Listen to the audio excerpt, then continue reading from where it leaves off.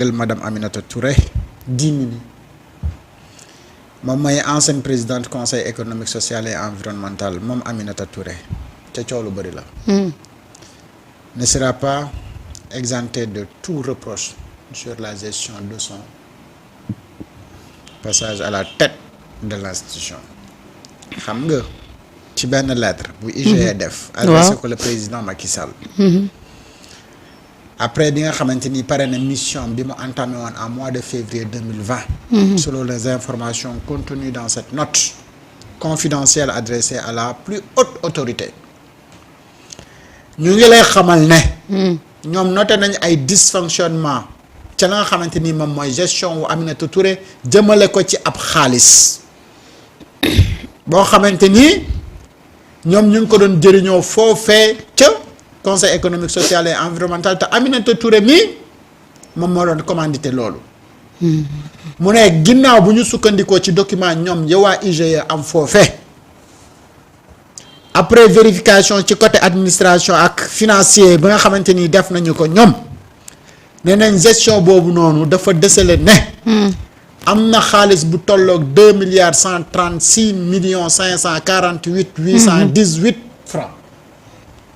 yoo xamante ni daal war na am budgétisé nañ ko mais exécuté ko dans des conditions non conformes à la réglementation et orientation vers des destinations inconnues.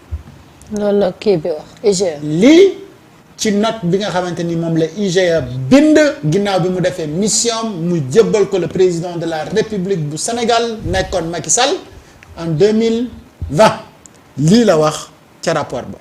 léegi na ko maanaam 2 milliards yu toftal téeméeri million ak fanweer ak juróom-benn. ak téeméeri junni ak juróom-ñett fukk ak juróom-ñett téeméer ak juróom-ñett fukk. ci olof tëggan nag mënoon ko wax si tubaab rek bàyyi mu continue. 18 francs. 18 francs ba ngay mujjee di kay. ak ñetti dërëm yu toftal ñetti tof. wallaay wala métti na dëkk 2 milliards.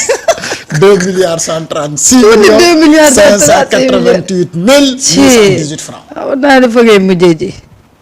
ah kon loolu la nag gis IGE par ordre de mission numéro 00024 président. Cap point IGE du 2 décembre 2020 de la mission de l'IGE a été dirigée par Pape Ousmane Gueye qui était accompagné dans ce travail par Mohamedou Lamine Diallo, Ahmadou Tall Yade ak Mor Fall ak ñeneen. ñii ñoo def liggéey bi nee nañ sur ces 2,136,548,818 francs. Renseignements sources, les vérificateurs soulignent que la somme de 1,481 milliard a été retirée en liquide et remise directement à la présidente du Conseil économique social et Le rapport a été par le déclassifié. biais de l'agent comptable qui a déclaré aux vérificateurs que la destination de l'argent était laissée à l'appréciation na dem leeral nag exclusive 2 milliards bëri na de tata. du DAV, qui ajoutera que l'argent était remis à la présidente sans aucune décharge. woy Samba ma de ko yor xaalis Ainsi, bi par tuuti. exemple, 100 millions de francs CFA seront retirés le 31 janvier 2020, 60 millions le 28 février 2020, 120 millions le 7 avril 2020, 120 millions le 25 mai 2020. Face à la gravité de la situation, les vérificateurs se retrouvent dans l'obligation de faire une note étape pour alerter. Une note étape IGE est produite parce que les règlements de fonctionnement de l'IGE prévoient que si, au cours de l'exécution de sa mission, l'inspecteur général d'État constate que les faits suffisamment graves qui nécessitent la prise de mesures urgentes pour sauvegarder les intérêts de l'État. léegi nag man li nga wax lii ni moom nga gis Fadilou Keita. waaw wax la ne la. waaw. rapport boobu it. dëgg la épinglé na góor gi Idi mi ma waxoon ne mu ngi ci suuf di wàll ci xew mi ci beneen anam. am na lu ko doy lu mu ciy def. te moom moomu mu ne la rapport bi jébbaloon nañ ko président ba mu réceptionné ko ba léegi jébbal ko primature mi nga xam ne moom moo war a def liggéey bi donc liggéey bi léegi mu ngi desee sa bureau Ousmane Sonko. waxuma loolu de moom rapport bi 2020 waa léegi Aminata Touré 2020 ba léegi nag ñu bàyyi ko ci dëkk bi nag nañu waxante dëgg nag 2020 ba léegi rapport bi nekk fii ñu bàyyi ko fi. Samba. Samba waxal rek ba tey jii ñuy doog a wax waxu rapport ci 2020 ba léegi ana sérieux dans ce pays nag. mais il faut. 2020 ba léegi muy taxawaalu ci dëkk bi. ba naa may am coalition. rapport bi mu ngi wéy ne. c'est ça le paradoxe. Samba. yàlla mu baax ne na plus de 150 millions distribués à des organes de presse pour son image. mu ne seet naa leen. Samba. fii xaalis boo fi jëlee. Samba yi fu ngeen nekkoon ba jotale. foo xaalis boo fi jël rek presque am na ci wàll. ah. xaalis boo fi jël. plus de 150 millions. waa Tata distribués. si presse bi. waaw man de jotuma si à des Tata xanaa organes da nga de maa presse fàtte. pour son image. su image am. kan ma doon defar image am bëri na nag gars yi fi nekkoon di ko ala in rek jekk musóor o xëy na gis xeetu musóor gi sànnee ko ndekete loolu yëpp amoon na fi. soxor mu soxor. soxor musóor ay réew mi. lii de rapport IGE la muy fesal nag si Facebook bi nekkatul léegi secret. gaa ñu ngi koy waa Samba. lii tamit ci réew mu normal. parce que le rapport a été déclassifié. mais lii c'est pas nouveau. Tu sais, les journaux ont écrit ça, mais bon, d'un seul coup, après, on n'en parlait plus. Mais les journaux, ils commençaient à faire bind. Mais dañ ko bind rek après, automatiquement, les gens revenir ci. Am na tey ay sites yoo xam ne boo fa demee dem ci seen archive. di nga fa fekk tous les détails là yi. keroog ban jour la. énuméré naa fi xaalis bi niñ ko décaissé. xam nga aujourd'hui le rapport il est là ñëpp gis nañ rapport bi. c'est grave. xam nga lan moo gënoon. ñu diligenté ko yóbbu ko ci yoon def ci liggéeyam bi mu ci war a def. ko dëgg yàlla te dafa yàgg sa 2020 ba léegi. Tata am na xam nga sëriñ nag tu sais Macky Sall rapport yi da ko doon jël utiliser ko pour bu la bëggee. am fu mu la jàpp. am fu mu la jaar. moom mag itam kenn du moom. moom rapport yi da nga koy indil mu téye ko utiliser ko comme une arme politique. kon kay am na ñu nekkoon si moom nekkee wuñ fa seen coobare da leen naa xamante yi rapport. absolument am na ñu bari ñoo xam ne rallier wuñ ci seen coobare. dañ lay woo ne la am nga fi dossier yaay seet. kaso neexul nag de. bu ko defee y a des gens qui ont rallié comme ça mais attends l'enquête la CREI. Pourquoi après Karim on a bloqué le processus. après nan la ko utiliser.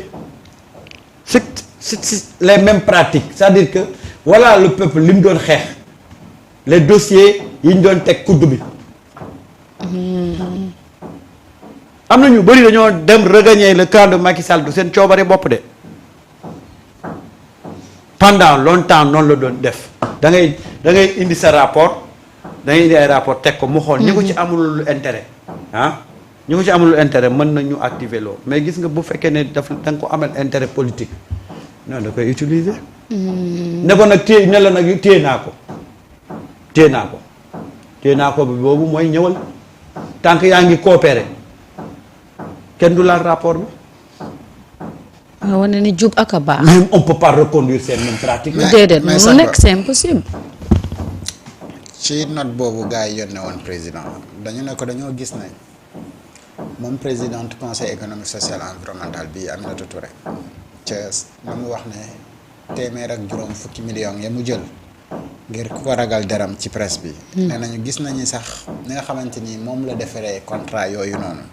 dafa am violation systématique des règles d'application en matière de passation et d'exécution de marché public. mu ne et une signature et un paiement de contrat de communication sans intérêt ni contrepartie pour CSE. amalul benn solo CSE. am na ful la de boppam la doon defar daal image am. donc 150 millions yoo nga xamante ni ku ko ragal daram rek. mbaa jotoo ci woon oui mu ma mbaa jotoo ci ne loolu daf ko dépenser uniquement ngir. nañ ko waxtaan jëmmi boppam ci ngir daram donc nee na plusieurs organes de presse. ont des sites internet. mu ne laas man nen na liiral ba xam sunu gaal nekk si ma xool. doo ko fi mos a gis. n'a fait pas partie. waaw laas kon n'a fait bokku pas ci. partie waaw. ci ont yàlla bénéficié de cet argent. Les fonds budgétaires est dépensés vers des destinations inconnues. L'ont été dans des rubriques créées de toutes pièces. Comme fonds d'intervention sociale. Et waaye. kii mën naa dem Marodi de. Merci beaucoup Bernard. mu ne fonds yooyu noonu xam ne amul benn njëriñ mu créer benn daal mbir mu mu tuddee fonds d'intervention sociale qui a englouti 1,20 milliard de nos francs CFA. œuvre sociale la ko tuddee nee na pour 642,205,510 francs. yooyu nee na pour aide et secours mu def ci 474,343,309 francs. c'était moom ay chiffres impairs rek lay indi waaye mu ne selon les auditeurs le conseil économique social et environnemental a permis la création de sous-comptes que ne prévoit pas le plan comptable de l'État. Donc am na yeneen i compte yu mu defoon ci suuf ngir rawale xaalis bi nee na CSE moomu day ak sous compte am yooyu ci ay œuvre sociale nee nañ def nañ ci 642,205 francs moom laa doon wax noonu. ak aide au secours 474,343,309 francs yii yëpp Mimi Touré liggéey na ko foofee ca CSE lii nag moom la Ousmane Sonko gis na lii jaarul si jubal jubanti parce que ñii dañoo am problème ak jubal jubanti comme ñii dañoo am problème ak jubal jubanti mais lii nañu ko lijjanti.